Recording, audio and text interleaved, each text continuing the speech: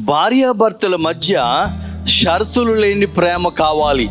సాధారణంగా ఎదుటివారు మారాలని మనం చూస్తూ ఉంటాం. మనం మారడానికి ఇష్టపడం. కానీ షరతులు లేని ప్రేమ ఎదుటివారు మారాలని చూడదు.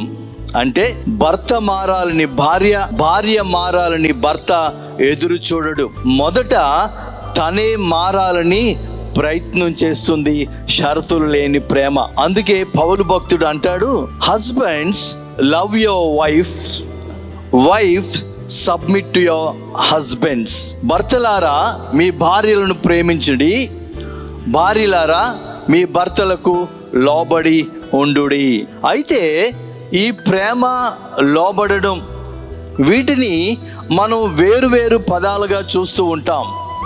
అయితే ప్రేమించడం, లోబడడం రెండు ఒకదాని మీద ఒకటి ఆధారపడి ఉంటుంది.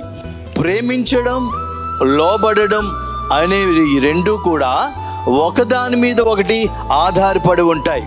అంటే భర్త ప్రేమించడం ప్రారంభిస్తే భార్య లోబడడం ప్రారంభిస్తుంది. భార్య లోబడడం ప్రారంభించినప్పుడు భర్త ప్రేమించడం ప్రారంభిస్తాడు.